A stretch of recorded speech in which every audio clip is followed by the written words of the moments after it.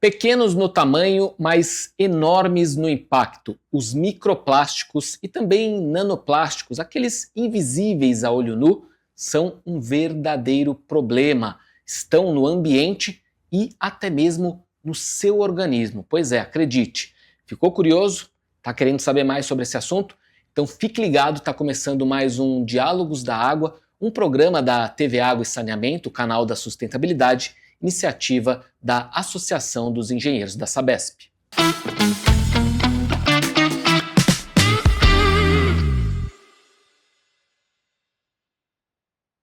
Pois é, os microplásticos são encontrados em rios, oceanos e até mesmo na água que serve para abastecimento humano. E para falar sobre esse assunto, os riscos e desafios, recebemos aqui em nosso estúdio Décio Semensato, que é pesquisador da Unifesp, especialista em recursos hídricos e poluição ambiental. Seja bem-vindo, Décio. Obrigado, Thales. É uma satisfação estar aqui e junto da audiência também. Vamos falar desse assunto bastante importante. Pois é, e a primeira pergunta que eu quero te fazer é exatamente essa. Microplásticos já são considerados uma ameaça real à qualidade da água que é destinada para abastecimento? Sim, sem dúvida. Da água que a gente bebe, da água que está lá no ambiente, que a gente não necessariamente bebe, mas que os organismos, toda a vida está exposta, e também o alimento, o ar. Mas sabe, Thales, o que são os microplásticos? Que a gente ouve falar essa palavra, né? E ela está aí na mídia. Microplásticos são as partículas plásticas que vão de 5 milímetros até 1 micrômetro de tamanho, 1 milésimo de milímetro.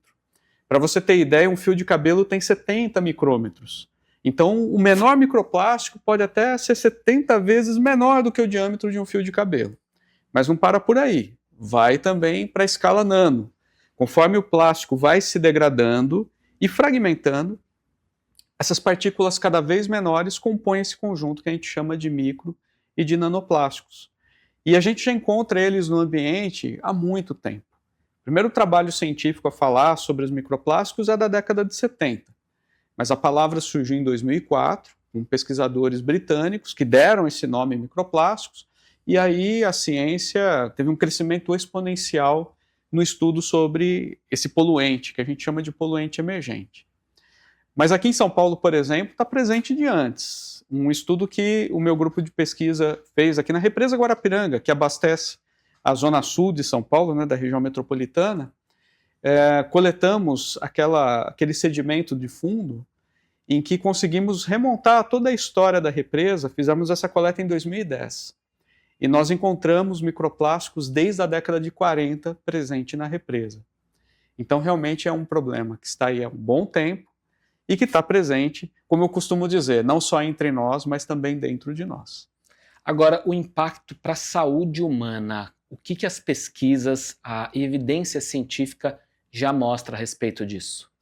Bem, a questão de saúde humana é um pouco mais recente do que os cientistas têm estudado, mas algumas evidências já estão bem claras. Primeiro que, assim, existe microplástico em todo lugar no corpo humano. Para mim, pessoalmente, quando saiu em 2021 um estudo falando da presença de microplástico em placenta humana, foi bastante impactante. Mas ele está no sangue, está em vários órgãos e até mesmo no cérebro, que é super protegido. Um estudo de um grupo de pesquisadores italianos, foi publicado em 2024, ele falou da presença de microplásticos em ateromas, que são as placas calcárias e placas de gordura que se formam nos vasos sanguíneos. E esse grupo percebeu o seguinte, que o grupo de pacientes que tinha micro e nanoplásticos presentes nesses ateromas tinha um risco 4,5 vezes maior de ter um acidente cardiovascular do que as pessoas, os pacientes que não tinham. Então isso já é uma evidência da questão da saúde humana. E outra evidência que tem sido cada vez mais observada e corroborada é o que a gente chama de estresse oxidativo, o que seria como um estado inflamatório. Então a presença dos plásticos que nós ingerimos, inalamos, que estamos em contato, causa uma inflamação constante. E obviamente isso para a saúde não é bom, isso acaba degradando a saúde. Então, o que você está dizendo aqui é que esse plástico que a gente consome, por exemplo, vai no supermercado, pega lá a rodo, leva para casa, estamos enganados em achar que aquilo só traz riscos aos animais, às tartarugas, ou seja, já há evidência científica mostrando que há um impacto para a saúde humana. Isso, para a saúde humana, e aqui no Brasil já tem pesquisadores olhando para esse problema, como por exemplo colegas da USP, da Faculdade de Medicina e Saúde Pública, que detectaram a presença de plástico no cérebro humano, no bulbo olfativo e também incorporados ao pulmão. Uma coisa é inalar e, bom, está na atmosfera, vamos inalar essas partículas mesmo, mas outra é elas se incorporarem no tecido, que foi o que eles perceberam.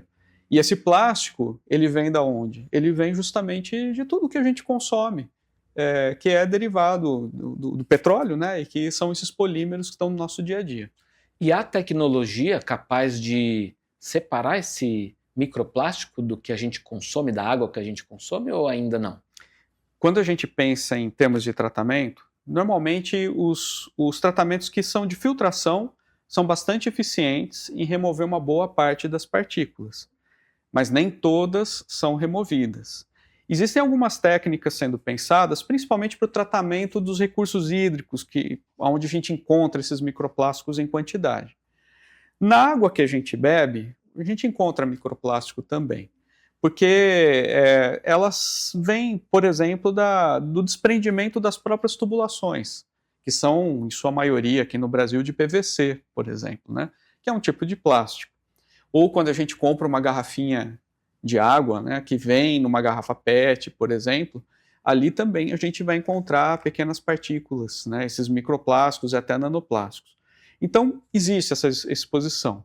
E o tratamento, ainda não existe tratamento dedicado a microplástico nos sistemas, mas a filtração já dá conta de uma boa parte deles. Bom, e como resolver esse problemão que nós criamos, né? O que a gente precisa fazer para encontrar caminhos, soluções para fazer com que esse plástico não gere tanto impacto ao ambiente e à saúde de animais e seres humanos, né? Mas antes de responder essa pergunta, a gente vai fazer um breve intervalo.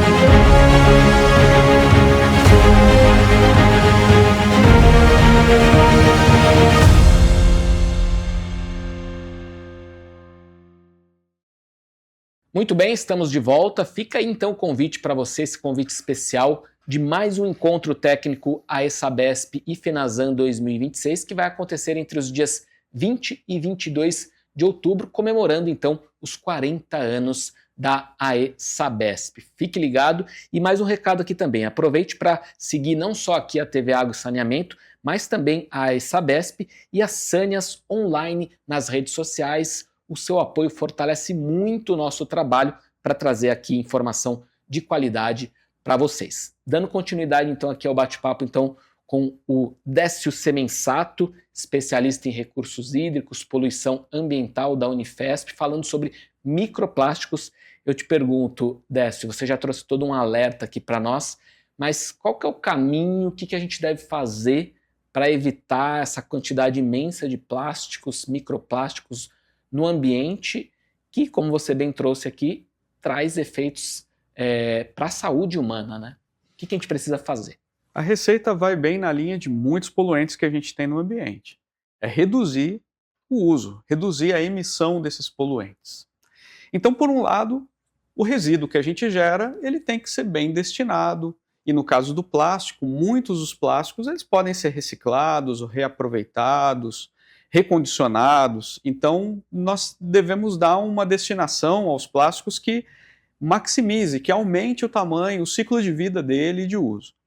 Mas o ideal é a gente reduzir o uso de plásticos. Existe uma categoria bastante relevante nesse conjunto que a gente chama de plásticos de uso único, que são, grosso modo, os descartáveis. E tem muitos descartáveis que a gente usa no dia a dia por uma mera comodidade, que eles poderiam ser substituídos com facilidade e com a frequência que precisa ser substituída.